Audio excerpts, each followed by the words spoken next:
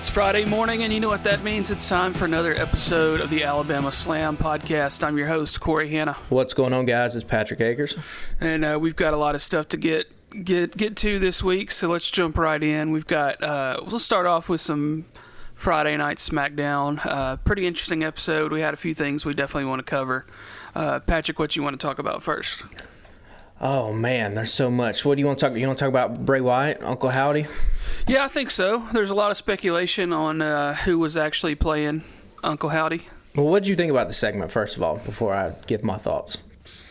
It was interesting. We've hinted at this before, or not hinted at it. We've straight up talked about it.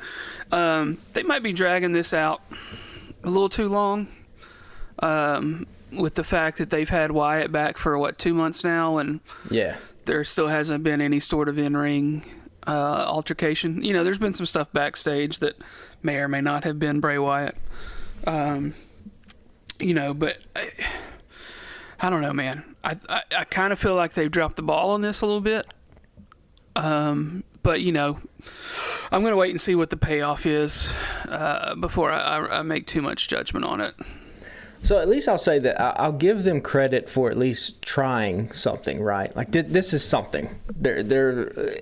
It's a thing that they're trying to do. They've clearly put a lot of thought into it, and so I appreciate the ambition. That being said, I thought this was stupid as hell. I thought this was just kind of dumb. And, kudos to LA Knight, because LA Knight is, we've talked about before how working with Bray Wyatt and past iterations with The Fiend and all that stuff, it can be a difficult task, right? Trying to deal with the spooky, supernatural type of stuff. Right.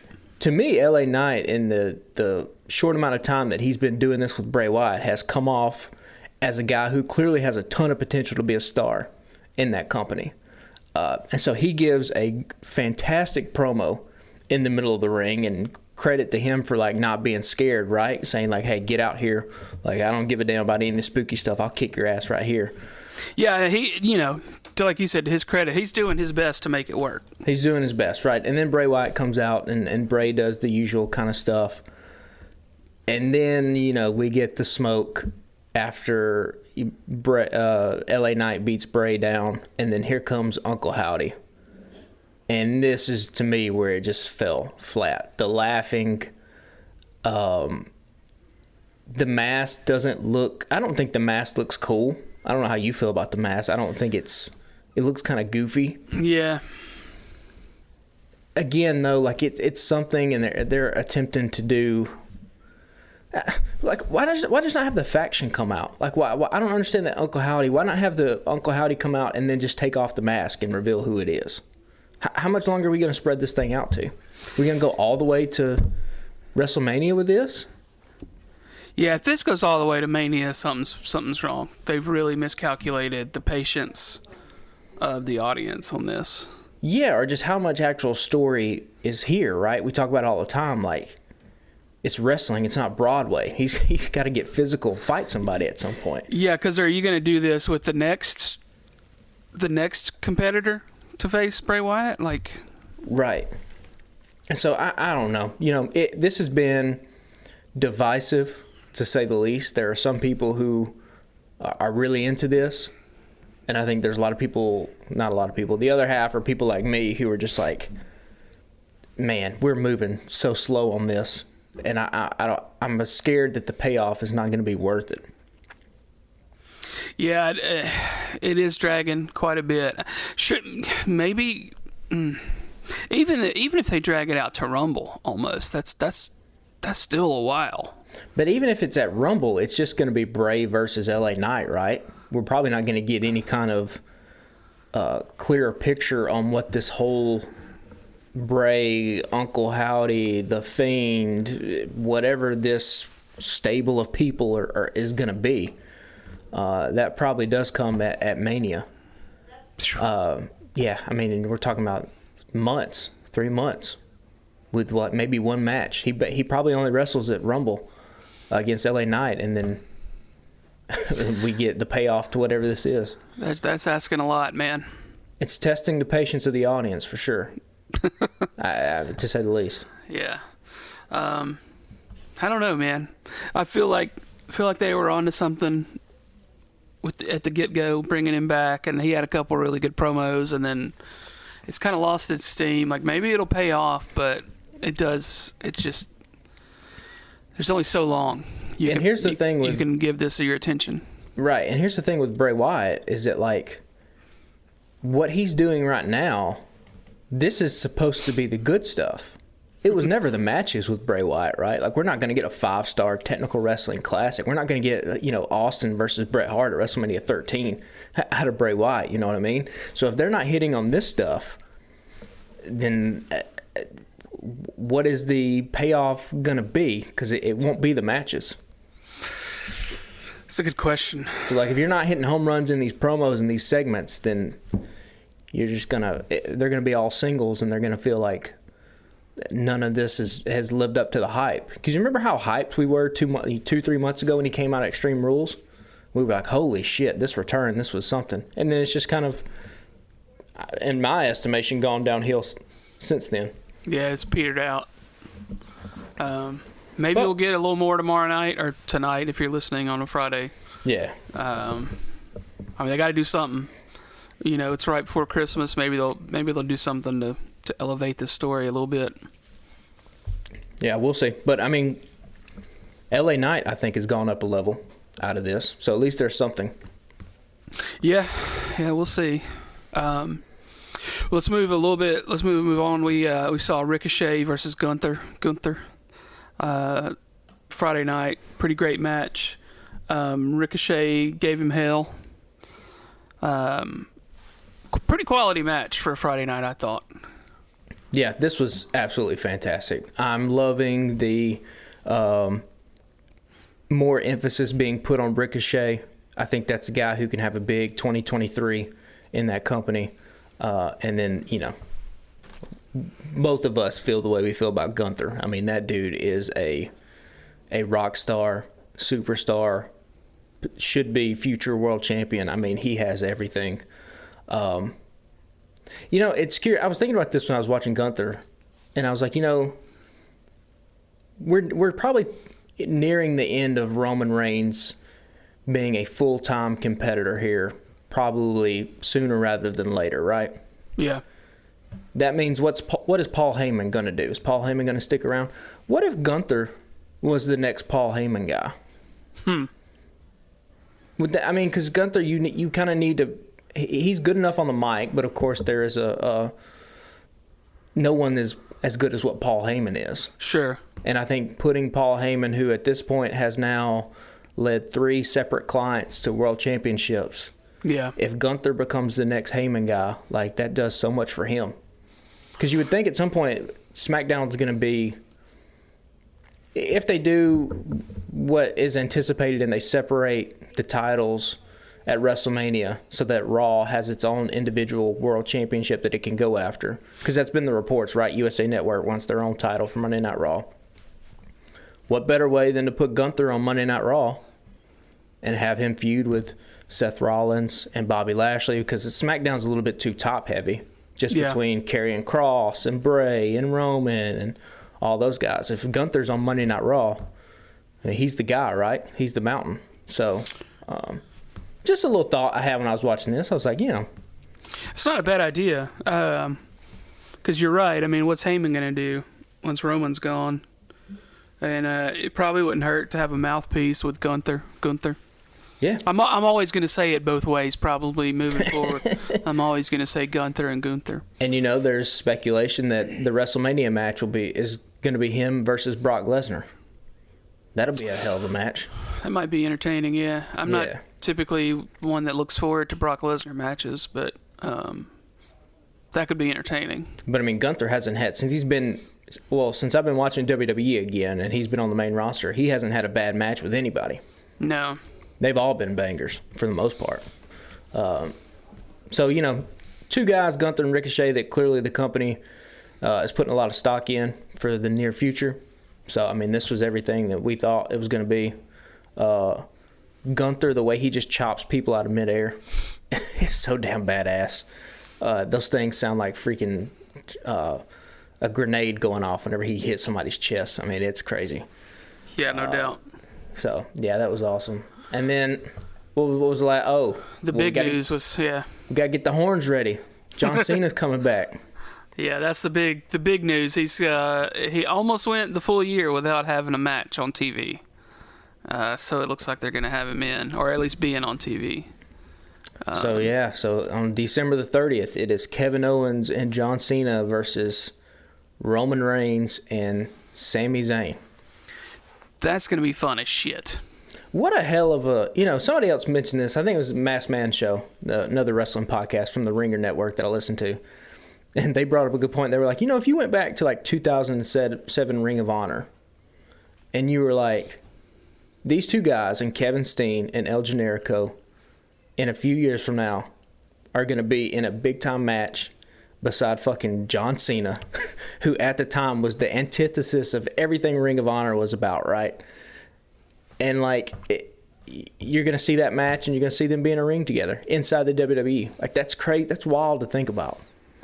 Yeah, that's crazy. Did you have any idea who the mystery opponent would be when they were talking about it? I kind of had a feeling because that Variety article came out that was like John Cena's going to make his appearance on the last SmackDown of the year. Okay. And then there was the whole thing about, Kevin needs an opponent. And I was like, I wonder if they do.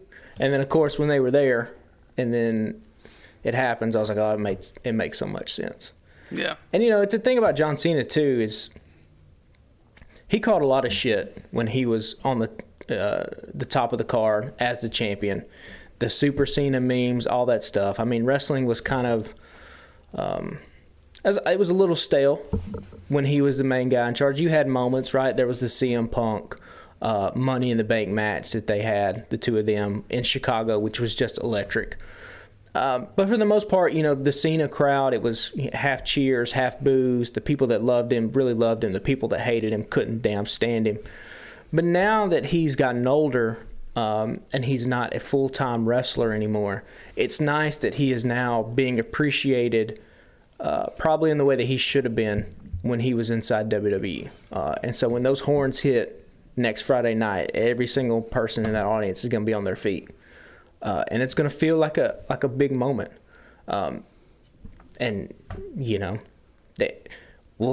This is obviously going to play into the Rumble somehow. Does this play into John Cena's potential WrestleMania opponent?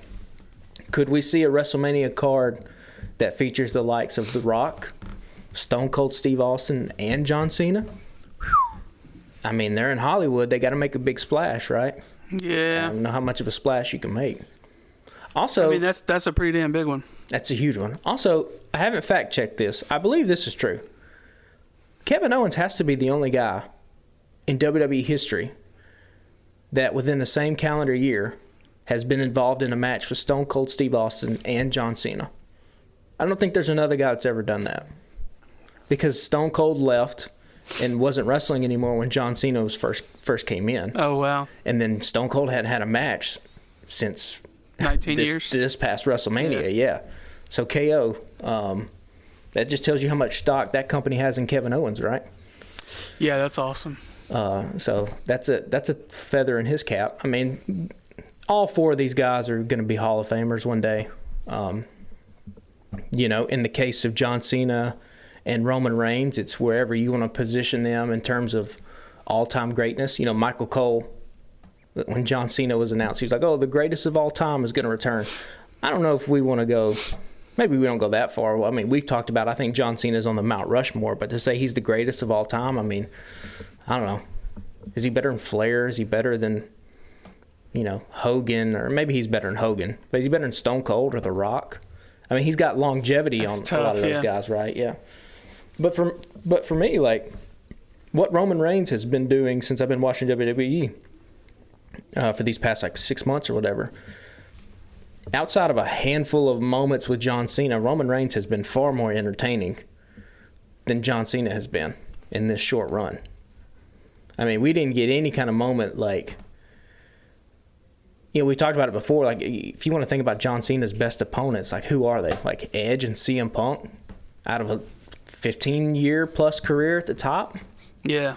I mean, there were moments here and there with JBL in the beginning and stuff like that, but I think Roman, for his credit, has really made the most of these last couple of years, particularly coming off of the rocky start that began his career, right? Where he was basically rejected by the hardcore fan base as the company's top babyface there, despite him being pushed down their throats at WrestleMania main events and whatnot.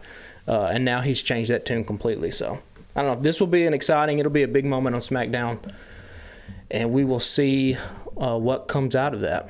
Yeah, that's a hell of a way to go into the new year with that match. No doubt. Because obviously it'll be the main event that night. That'd be super awesome.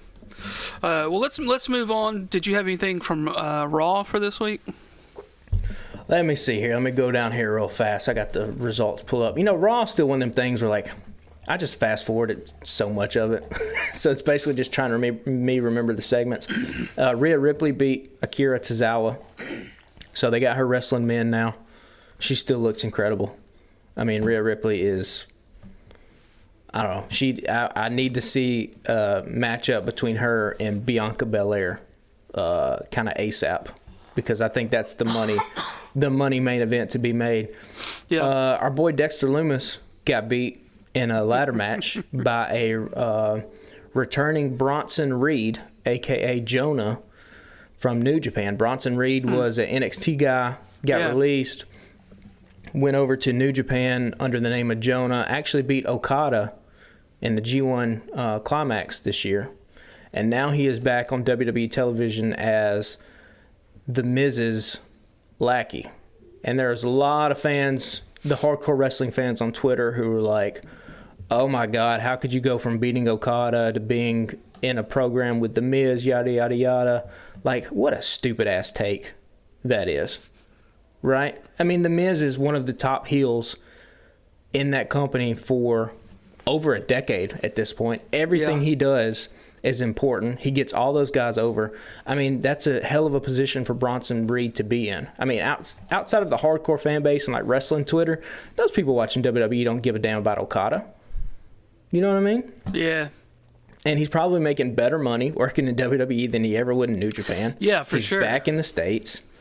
Like, I don't know. Just sometimes we got to understand that, like, the hardcore wrestling fan is not the majority of wrestling fans. Not a lot of people are keeping up with New Japan. Right. I mean, and honestly, the only attention I've paid to New Japan this year was when there was the crossover with AEW and New Japan, right? Yeah. Yeah, which was great. Also, another great thing for Monday Night Raw was the Bloodline had invaded Monday Night Raw, and they were beating people up. And so, you know, we talk about all the time, something that AEW kind of lacks in is having forward momentum throughout the show and have it feel like you're leading up to something. So the Bloodline, every other segment, we're just beating the shit out of guys, and finally leading up to the very end, where you get the tag team match between Kevin Owens and Seth Rollins versus the Usos. And then you have a really great, really small, subtle moment where Sami Zayn jumps into the ring ready to attack Kevin Owens, and they stare off at each other, and Kevin Owens just takes his wrist tape off. And Sami just stares at him, and then Sami powders out of the ring and backs down and doesn't attack him, and that's how they go off the air. Just subtle little beautiful moments. It is really where I think that company shines at the most, or is at least is shining right now within these past couple months. You know, yeah, they build an entire Survivor game or War Games match. The whole history of War Games matches has been about, you know, bloody faces and all kinds of violence, and they build the whole match to lead up to a damn hug between two people. Like, that's just great storytelling. So, yeah, you know, everything that Roman Reigns and Kevin Owens and all these guys are involved in right now, it's working beautifully, and let's hope that they can land this plane come WrestleMania. Yeah, don't fuck it up, Hunter. We've said that a few times recently. Yeah, that's all you got to do. Just don't fuck up. Don't mess it up. Well, before we get into Dynamite for the week, I want to take a second and talk about Takeshida's Twitter feed, because you mentioned it last week, and I went over the weekend and just did a deep dive on his Twitter feed for the last couple of weeks. It's great. Fantastic. My man's is just trying to get his feet off the ground out there. It looks like I don't even know where his apartment is, but like it looks like he's having you mentioned he like his mattress was there, but he didn't have his bed, and like his TV was just sitting in the floor, and like. At one point, he had somebody's dog. Didn't he have QT Marshall's dog or somebody's dog? I think it was it might have been Colt Cabana's dog. Colt Cabana. Yeah. Yeah, just chilling out wherever he is with his apartment. And he's had some car trouble. He got his car fixed. Eating Cinnabons. Just living it up. I mean, they are leaving money on the table. Not having a camera crew follow this guy around for a little bit. Yeah. It's gold content. Even if you don't air it on Dynamite, right? Put it on the YouTube channel. Yeah. Takeshita to the States, episode 1. Just make it like 8 minutes. You get thousands of views, you know? And you can, we got to see some of his personality, right? Because you and I both think he can be a big star for this company. Yeah. And so, again, like we talk about all the time, when it comes to professional wrestling stardom, it can't all be about the moves. You got to have something else that people can latch onto. And what better way to get this guy over as a sympathetic babyface than if he's dealing with these American adult problems that we're all dealing with, car trouble, whatnot. But also, he's got the added hassle of trying to acclimate himself to a brand new culture. Language barriers, whatnot. Yeah. It'd be great stuff.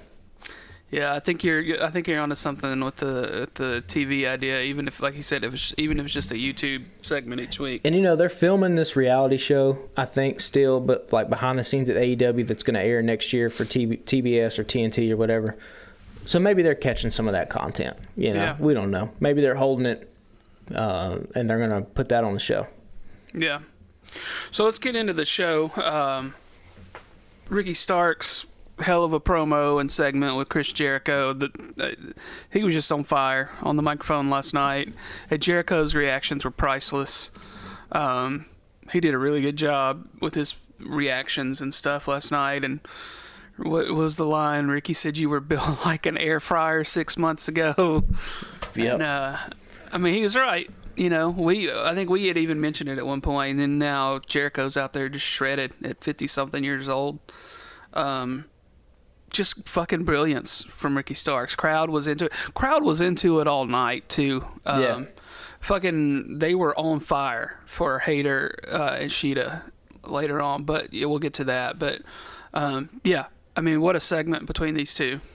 This is kind of the best case scenario for Ricky, coming off of the loss to MJF, right? Because you get him now paired up with Chris Jericho. He can kind of land some hits on Chris Jericho. Chris Jericho can take them because he's already a legend at this point. And so now his career should just be about getting guys over. And so Ricky just comes out with the built like an air fryer line. He said, "You look like a single dad on his 5th divorce." Just all kinds of stuff. And it helps, Ricky hasn't gotten a lot of mic time leading up to this moment. That was a critique you and I had, is it like, oh, okay, he's challenging for the AEW World title, but he's like barely on television. And now here we are. He's been on 3 straight weeks of television. He kicks off the show at this point. So we know from television ratings leading in, they have the Big Bang Theory lead in. So the most eyeballs they have on that program is right at the beginning. And so, boom, it says a lot about how Tony feels about Starks to start the program with him and let him come out. He looked like $1 million. The people were behind it. The more and more we see Ricky in the ring with a microphone, that's how we're going to get this guy into superstar status. Just letting him go out and have that kind of personality. And yeah, like you said, Chris Jericho, his reactions were, priceless. Meme potential. He knows exactly what he's going to do. I love Daniel Garcia wearing the stupid little shitty sunglasses. Just a little thing he can do, right? And you want to talk about how much Sammy Guevara is hated? My man's was just standing on the ramp, and they started a Sammy sucks chant. Yeah. He wasn't even doing nothing. I swear, if they could figure out what to do with that guy. He has I think a good comparison for him in the other company is Dominic Mysterio. Yeah. Where there is just a natural element where whatever it is just about their aura or their face or whatever, people just fucking hate them. But the thing that Sammy has... goddamn chewing gum. Yeah, Sammy has the same thing that... Or what Sammy has going for him that Dominic doesn't is that Sammy is 100 times better in the ring than what Dominic Mysterio is. Yeah, you can't shit on Sammy's in-ring performance. Because the dude is good, but yeah, he's I don't know. If they could crack it, if they could just figure out the perfect way to use Sammy, they would have a damn nuclear weapon of heat from the crowd that would just pay to see him get his ass kicked. Yeah, so. Colin Jost's book is named A Very Punchable Face, and I think that describes Sammy Guevara pretty perfectly. Yeah, so this was great. And then I love Action Andretti coming out, getting the save. Hell of a spot for that dude to be put in, right? 2 weeks in a row. He beats Chris Jericho last week. This week he's in a segment with Ricky Starks and Jericho to kick off the show. Most people watching the beginning of the show. And then he catches a fireball for his troubles later in the program. A nice fireball, too. That got him right smack clean. That's straight out of 1980s Memphis right there. Jerry Lawler would have been proud. Yeah. Yeah, I mean, you're right. A hell of a way to start the show. It's always good to see Ricky Starks get a few minutes. And, I mean, they leaned into it last night. You know, they didn't cut it short. And last night, too, felt properly paced. I don't know if you caught it, but, like, for the first hour of Dynamite, probably had the most promo time and mic time out of any episode, at least since we've been covering this podcast, maybe ever. There was a ton of promos in that first hour of the program. Yeah, and I didn't write them all down, so if you think of one, and want to bring it up, I mostly wrote down the matches that happened, with the exception of, like, Swerve and Keith Lee. Yeah. But yeah, if you think of one, bring it up. But the next thing I have written down is Death Triangle versus the Elite, and I didn't get to see this one. I only was kind of like skipping around and things because I had limited time today, and I didn't get to see it last night. But I heard this one was pretty brutal. I saw a couple of clips here and there, but didn't get to see the entire thing. But it looks like this one got kind of out of hand on the brutality segment part of it. I mean, yeah, they went hard. We got Kenny Omega, the return of Omega's trusted broom wrapped in barbed wire that got a couple spots in it. I mean, I don't know what, like, these two teams just have amazing chemistry. Like, we say it every week. Like, it's just a way to, I could watch these guys wrestle for the rest of the year and for the rest of next year too, if they just want to keep the titles, keep them going back and forth, and just have these 6 dudes in the ring all the time. I loved the violence was necessary because based off of how this feud has gone up to this point, right? And then at the very end with Nick, I think it was, after they got the win on Phoenix, Death Triangle jumps him with a hammer and beats him up and bloodies him up. And Nick's in the corner, kind of cowering. His blood pouring from his head. His brother tries to, drag his body over in front of him to protect his brother. They beat the shit out of him too. So, like, Death Triangle has fully leaned into being the heels here. And so now I think, was it next week? It's a Falls Count Anywhere. And then 7 we get a ladder match. Yeah.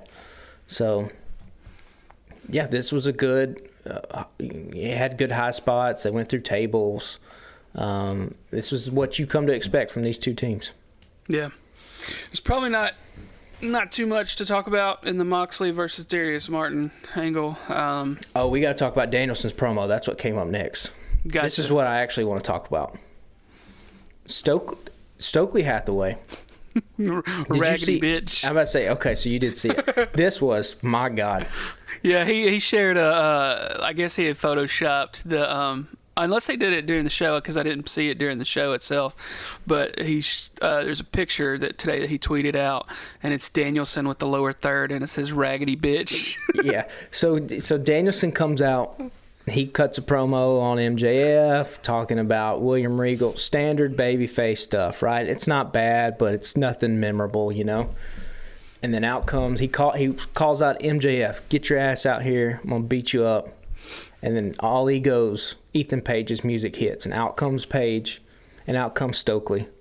And those people booed the hell out of those two guys. So good on them for Ethan Page. We've talked about the potential that guy has. He's great on the mic. He starts in on it. Hathaway starts getting his insults in. They call Danielson vegetable man and all this kind of stuff. And then Danielson's like, did you just call me a vegetable man with that shiny forehead? And then, of course, you get to Stokely like, you raggedy bitch. And it was so good that you could hear Taz crack up on commentary over the broadcast. So, like, whatever they're paying Stokely, it's not worth it. Because this dude, they should just give Stokely the gimmick of every single week, become a meme. I don't care what you do. We need you to become a meme on social media, on Twitter. Yeah. 2 weeks ago, we got the Rest in Peace New Jack as they were beating up some random guy. We get Raggedy Bitch this week. Yeah, just for his Twitter follow alone, it's gold. Yeah, and I think this can be WWE has Paul Heyman, and I think AEW can have Stokely Hathaway, where it's a manager.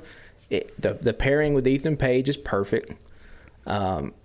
And to have Stokely and his little stable of guys where Stokely can be the mouthpiece and, you know, try to break the internet every single week. This is gold mine. This shit was absolutely fantastic. 2 great promos within the first hour of Dynamite. Great stuff. I love it. Yeah, give us more Stokely. We will gladly take it. Anything you want to give us with the man, we'll take it for sure. So Guns and FTR,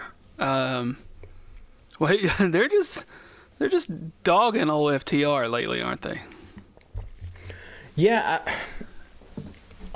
I don't know what.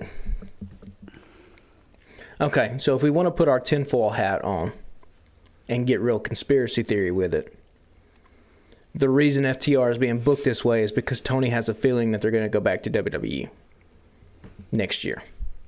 Yeah. That's a tinfoil hat. Who knows if that's true? Or it could be you're booking FTR this way because you're trying to bring them down so that you can do some kind of redemption narrative and have them eventually at some point in 2023 win the tag team titles again. Now, obviously, that would have to mean you would have to get them off the Acclaimed because you'd have 2 babyface teams. I don't necessarily know, unless you're planning on turning FTR heel, which is a very dumb move that I don't think the fans are going to get behind at all. So, you know, I think, what do they say, their contracts might be up in April? It's not that. That's the rumor, yeah. Yeah, I mean, it's not, you know, it'll be here before you know it. So it could be that. Also, you know, you have right now the AAA champions and the IWGP champions. I don't think Tony has any say on when they can lose those belts, right? They're not his. AAA is not his company. New Japan is not his company. You know, I don't even know. We don't even know if the FTR is going to. Are they going to have a match at Wrestle Kingdom? Wrestle Kingdom's in January.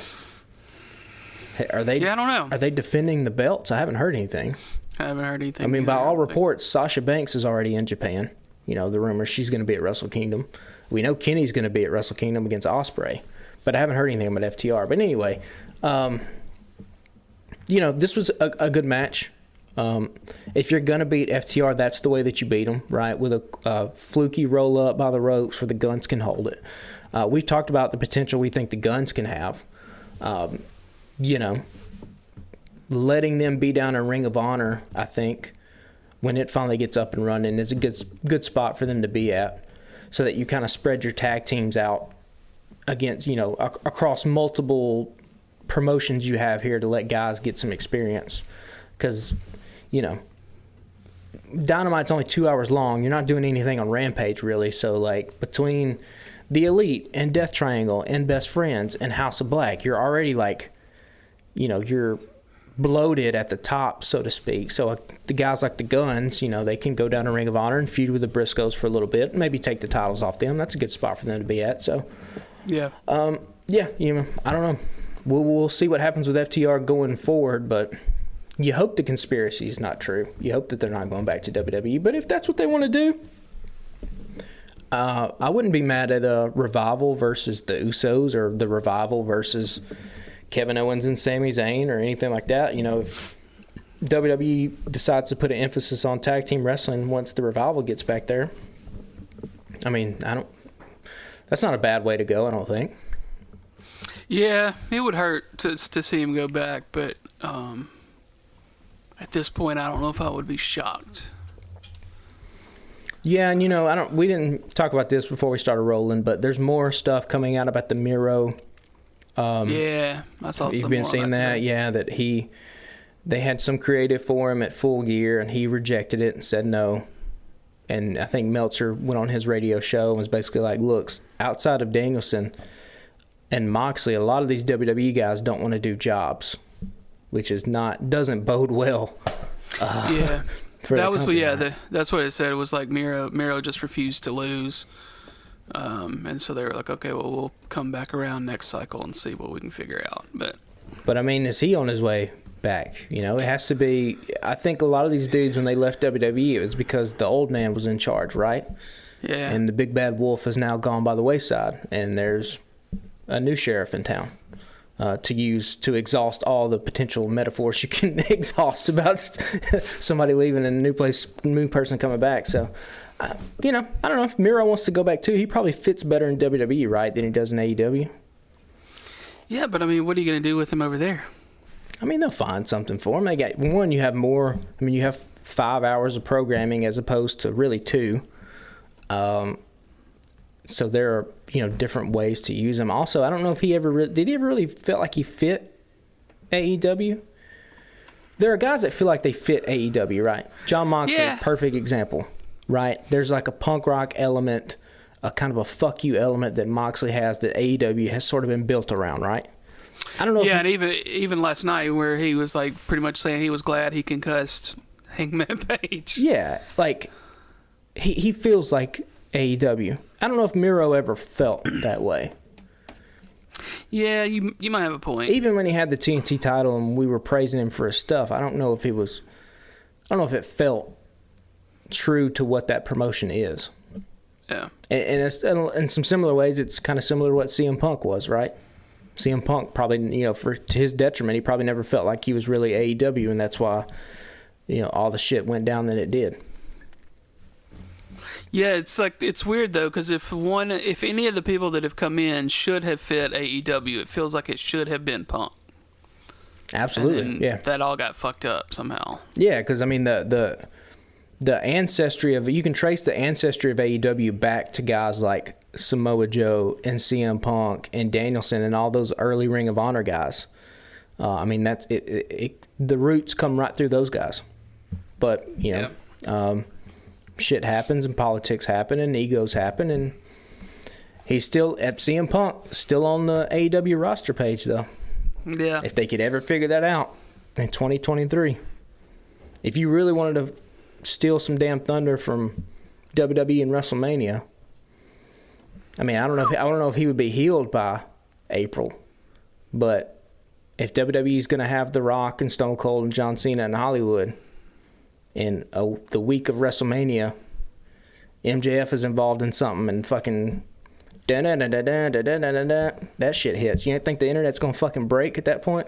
Yeah. And he comes out and calls out the Young Bucks and Omega and stuff. Probably never going to happen, but you could steal some momentum that way. Yeah. So the next thing I've got is Swerve and Keith Lee's segment from last night. Did you see all this segment? I didn't. No, I saw parts of it. Okay, let's try. I'll try to be positive here first. The fucking top rope stomp through the cinder block onto Keith Lee, a thing of beauty. Absolutely perfect. What a great way to end that segment. On the flip side of that, nobody gives a damn, clearly, about Parker Boudreaux and whoever the hell this other tatted up Post Malone looking dude was with Swerve, right? If Swerve is going to be a mogul and have a guy like Rick Ross in his corner, who is a very well-known rapper, sold a ton of records, you got to put somebody else besides Swerve. He can't be a mogul and go get 2 jobbers to be by his side. Like, why the hell was this not Lance Archer and, I don't know, somebody else that the AEW fan base knows? Go out and get a freaking indie wrestler.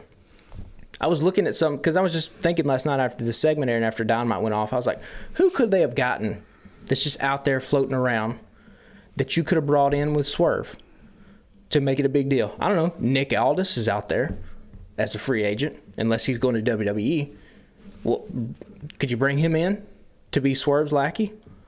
Like we said, Lance Archer's already on the roster. Yeah, what's he doing? He might be in Japan, but if he is, like, fucking just hold off and wait till he's back in the States to do this. Chris Masters. You familiar with Chris Masters?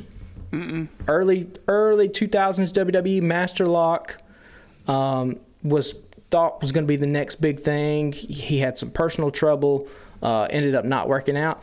He's later on in his career wrestling on the indies. He's in his late 30s. What about if you brought him in to be one of Swerve's lackey? He's still fucking huge. He's still 6'4", 6'5", 250. The thing about Parker Boudreaux is that he's not ready to be on television yet.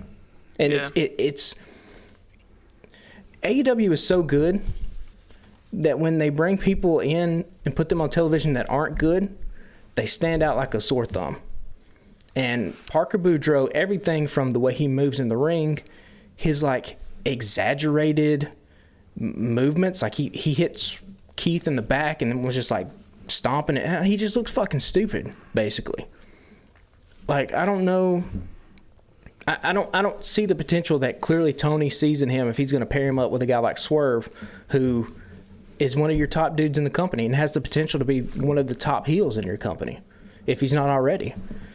The people that complaining that this segment fell flat, I think that's where it fell flat at, was the introduction of Parker Boudreaux and whoever the hell this other dude was. We ain't even seen the other dude. The fans have no connection to him whatsoever. Because 3 weeks ago, wasn't Boudreaux part of the Trustbusters?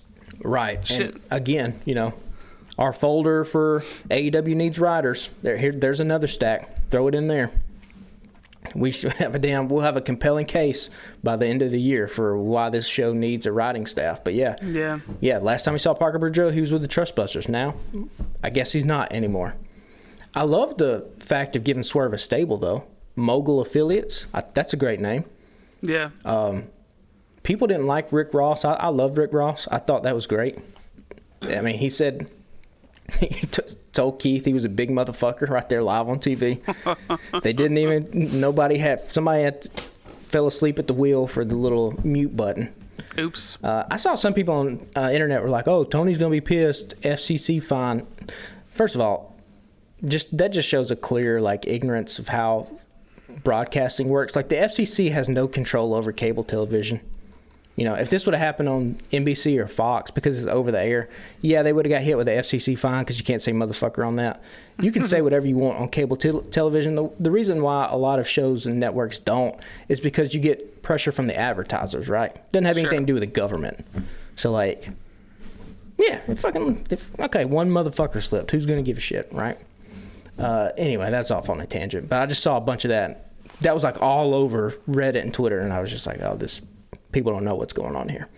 I feel bad for Keith Lee because he's having to sell for these dudes and he's getting jumped, and the crowd was just silent because I think the crowd was just trying to figure out who these dudes were.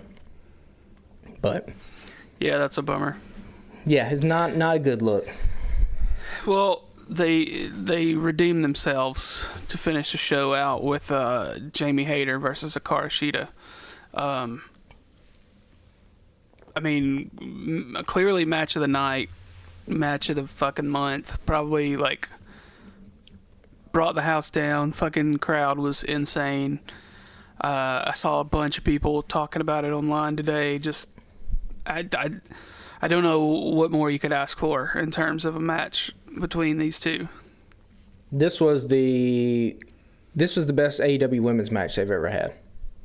And we said that about Hayter versus Storm at the pay-per-view. I said that was the best women's match I've ever had, and now this is the best women's match I've ever had. These two women beat the hell out of each other. They were stiff. They were intense. Great chemistry.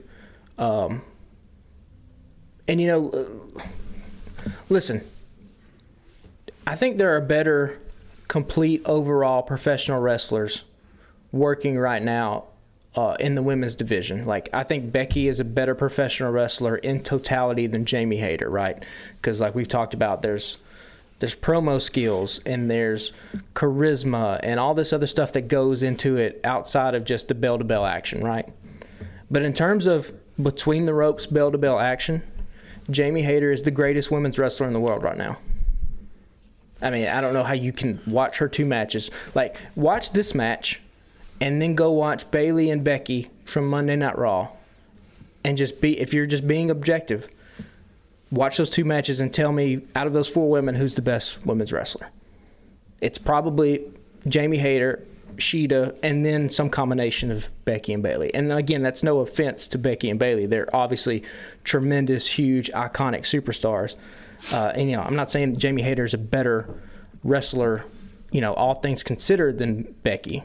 But when it comes to hitting those ropes and doing the matches, it's Jamie Hayter's at the top. She's in a league of her own right now. Yeah, this was, just slap after slap, lariat after lariat, just like you said.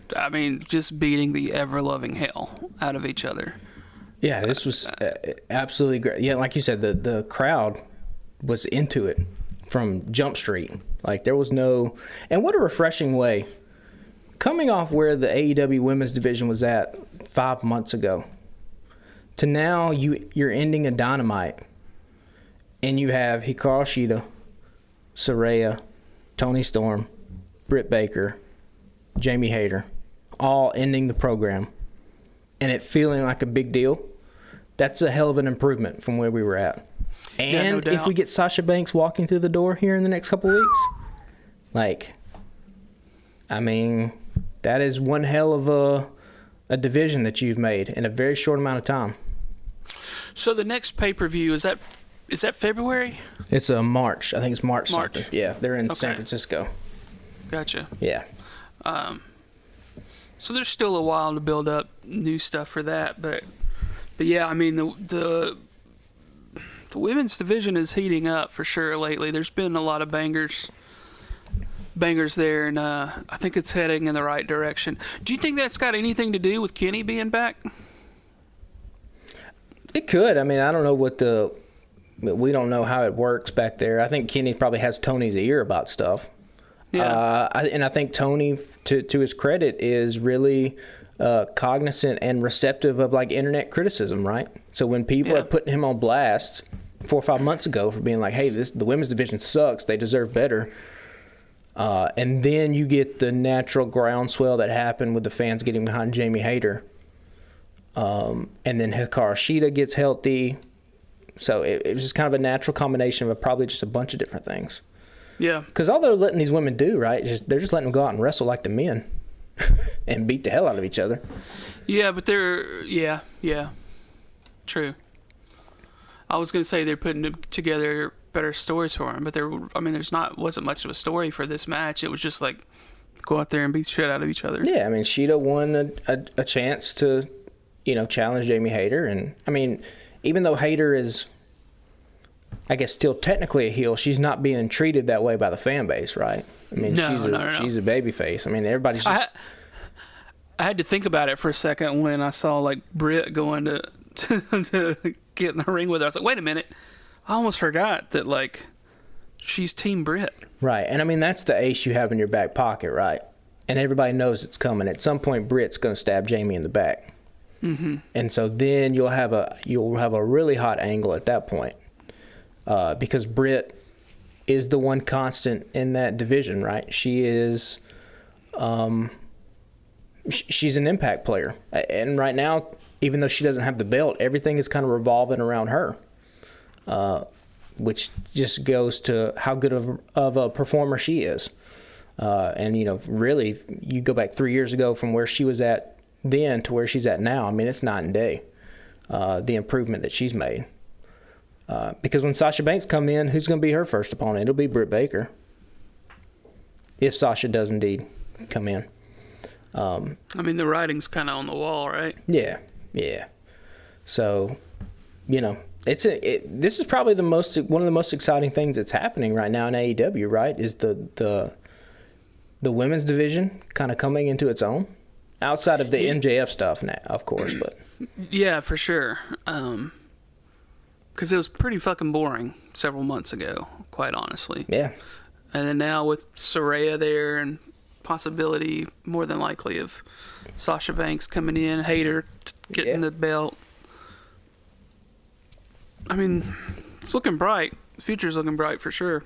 And so next week, if this was WWE next week, what they would have is Jamie, Britt, and Rebel versus Saraya, Sheeta, and Toni Storm, right? You put them all in the tag. Now, AEW doesn't book stuff like that.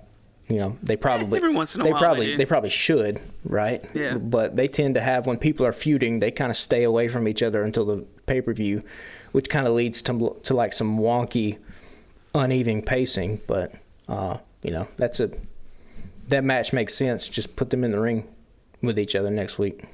Yeah. Well, yeah, I think that's probably it for the week. Rampage looks like it could be fun this evening. I think they're trying to step that up. It looks like. I feel like I've read that the ratings were a little better last week for that. It'd be kind of hard not to be a little better because the ratings were so low. And I mean, they just put John Moxley on the program every Friday. Yeah. That's now been, for this month, it's been the Moxley show. He had the match with Takeshita, and then last week he got his ear ripped off by Guevara. Again, why is John Moxley the MVP of AEW? It's because whatever problem there is, he's the answer to it, right? Yeah, hey, let Mox fix it. Fucking Punk did some stupid shit at the press conference. We need a champion. Oh, okay, put it back on Mox. Hey, Mox, the Rampage ratings are falling. Okay, well, fucking I'll go on Rampage then. Hey, you can't take a vacation yet because we got to do this shit. I guess at this point, man's never going to get a vacation, right? No, doesn't look like it. Because they'll build something for him to be on the next pay-per-view, so are they going to wait and let him go on vacation fucking after the pay-per-view in March? Or do they let him go get a quick one now and then let him come back and get an angle started? But it doesn't look to be that way. No, I mean, they're doing this Hangman stuff. Yeah. So, and then you got the Blackpool Combat Club. Who knows what the hell's going to happen with it? So, I don't know. I guess our man, hopefully he had some travel insurance or something. Now, he's probably doing okay in the bank anyway. Yeah, you know what I mean? I'm sure he's fine. He's all right. Yeah. So, well, I think that's it for the week, man. Next Friday, which we'll record again between now and then, should be really fun on SmackDown. Should have a pretty fun episode tonight, if you're listening on a Friday.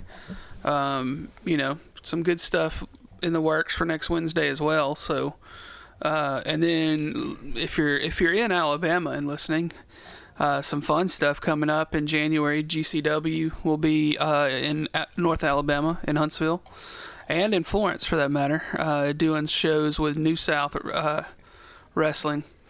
I believe it's a Saturday and a Sunday, the 20th and 21st, I think, in January. 21st and 22nd, I think. 21st, okay. They're in Huntsville. It's just a GCW show. And then I think on the 22nd, they'll be in Florence with New South. Yeah. Yeah, should be really fun. I think Patrick and I both might try to go catch the Huntsville show, probably.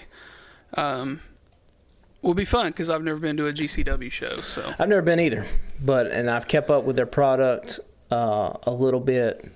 Obviously we've talked about Nick Gage as the champion, Matt Cardona's over there, Joey Janela, Speedball Mike Bailey. So they got some pretty big indie names. Effie.